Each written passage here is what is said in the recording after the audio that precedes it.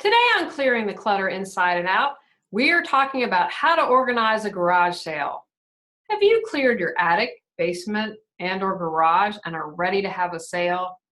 Do you know you want to have a garage sale, but the thought of having one overwhelms you? Would you like to know how to easily and effortlessly have a garage sale? Let's continue as we focus on springtime and renewal this month.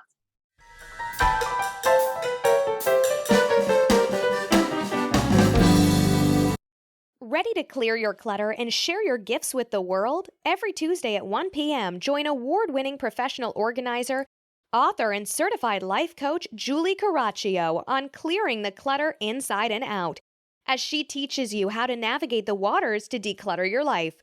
Julie Coraccio destroys the box and examines clutter in all areas: physical, mental, emotional, spiritual, energetic, relationships, health, finances, and more.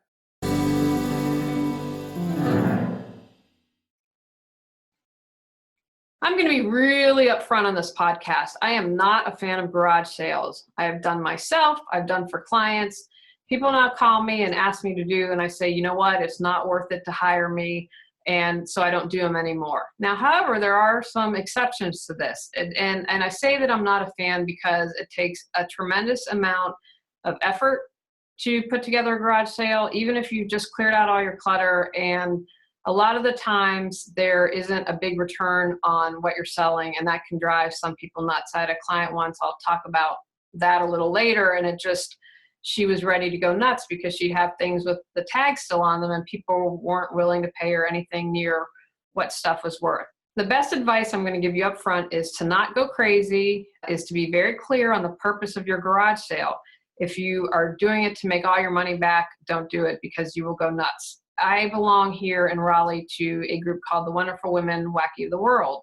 Wonderful, wacky women of the world. And every year they have a garage sale where they ask wackies to donate things. So it's a social event and then the money goes to charity. So something like that, I'm going to hang out with my friends. It's going to a good cause. Then that has a whole different take on the garage sale and usually doesn't leave you frustrated. And it's a big neighborhood event. So I think that that's a really wonderful way to do it. Another way that a garage sale I think can be a really wonderful experience is to have your children involved, because it helps teach your children about selling, about preparing for a project, and they learn a bunch of skills. So if that's the effort and the reason why you're doing that, I think that that can be a really amazing experience for everyone. All right, let's get started on some tips for having a garage sale. Pre-sale preparation. Start saving grocery bags so you can use at the sale when people purchase stuff. Don't count on people to have reusable bags, although this brings up a good tip. Keep your reusable bags in your car. That's where all of mine are. I have them in a garage organizer I talked about in my pet episode. I love these things. I got them at Costco. They have different pockets. They're really wonderful. Schedule your garage sale far enough in advance that you can get the word out. Plan it for a non-holiday weekend and check the weather, although I know it's not always accurate. Try to find a forecast for when it's not going to be pouring down rain. As I record this podcast, they said we were going to have snow on Thursday. Now we don't know. I'm personally pulling for snow, even though all the daffodils will get killed because we didn't get a lot of snow this winter. Get the word out. Social media, of course, is a big place to post it. I'm not sure if people still use classified ads, but probably for older generations, they might be checking that out, so don't rule that out. You can put a notice in community newspapers. You can also create it as a public event on Facebook. I'd encourage you to do that. Use your SEO and tag, and then that way people know that it's coming up. Let your kids know that they get to keep the cash from what they sell, so they might be motivated to let go of more of their clutter. Be courteous and let the neighbors know you're having a garage sale. You never know. Others may want to join you, and multifamily sales seem to attract more people. Want to beef up your sale? Offer to sell stuff for friends for a commission. Create large, easy-to-read signs for the neighborhood. I have driven by stuff that I can't read, and if I can't read it, I'm not going to stop. Record where you have put up your signs, a street or cross street, and that's going to come up later why I'm suggesting that you record them. Put start and stop times. A friend shared to put out a sign that says early birds pay more to keep people from bothering you early. Apparently that happens. More people seeing your stuff, you have a better chance to sell it at the best price. Make sure you have places to park.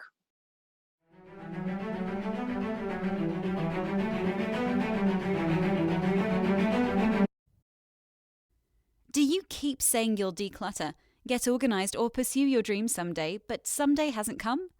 Learn how Julie Coraccio can support you at reawakenyourbrilliance.com.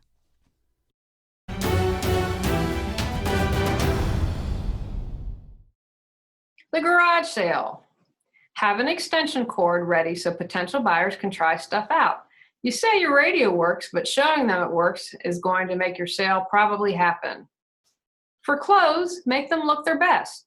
Have a rack sorted by size that's not stuffed. Have a mirror for people to look and a place for people to change and try on things. Price everything. Some people might not prefer to do that and negotiate everything, but that's my personal idea of a nightmare. I suggest using colored dots, masking tape, and Sharpie to mark down prices. Be realistic when pricing. I talked about my client earlier. She had 3 or 4 rooms literally filled just with clothes, and it was great. She was clearing her clutter and ready to sell stuff. And I finally had to say, just walk away. Just don't stand around here because it's going to drive you nuts that even if it was $100, people aren't going to pay that. So you need to be realistic. They're not going to pay the value. And a lot of times I think we value something more than what it really is. I belong to a couple sale groups, not garage sale groups, whatever they call them, buy and sell here in Raleigh. And I kind of crack up when I see these used shoes put on and I think, oh, I don't know if someone's going to want to buy that. And then the price they're asking. So just if this isn't your area, if it's tough for you, have your friend do it.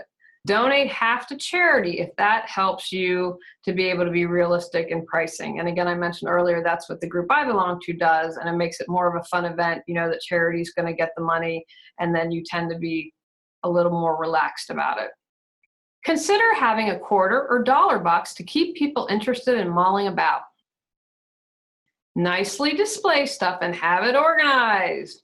I would put brightly colored signs on each category and have general categories and don't super categorize it because you want people to mill around a bit. Household, that could be a variety of things.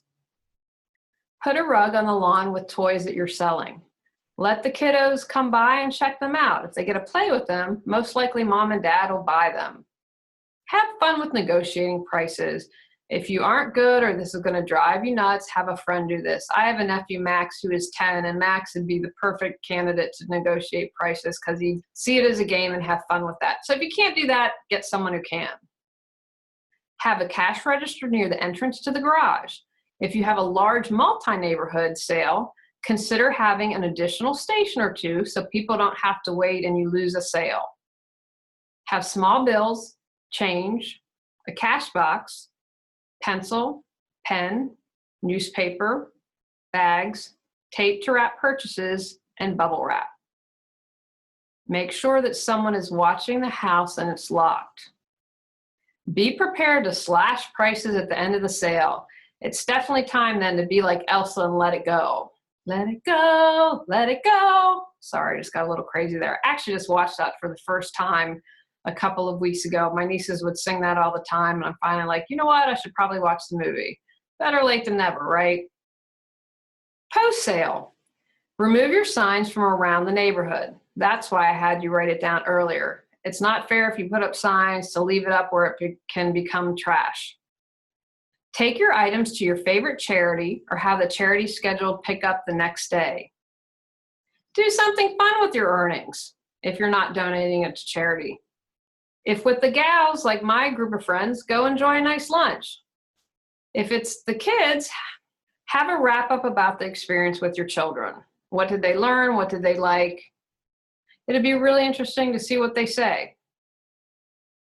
Take actions from today's podcast. Plan your sale on a non-holiday weekend and look at the weather. Get the word out in a variety of places and put stop and start times.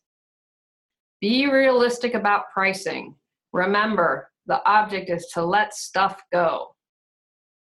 Organize and categorize all your items to make everything look its best and to sell easily. Be prepared to slash prices at the end of the sale.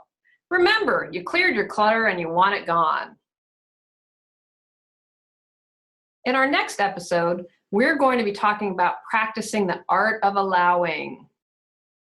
Go out, clear the clutter to create the life you choose, deserve, and desire. Ready to live a more joyful and fulfilling life? Sign up for our newsletter at reawakenyourbrilliance.com and receive a free copy of 10 Steps to Clearing Clutter Inside and Out. If you enjoyed today's episode, please rate and review Clearing the Clutter Inside and Out. See you next Tuesday at 1 p.m.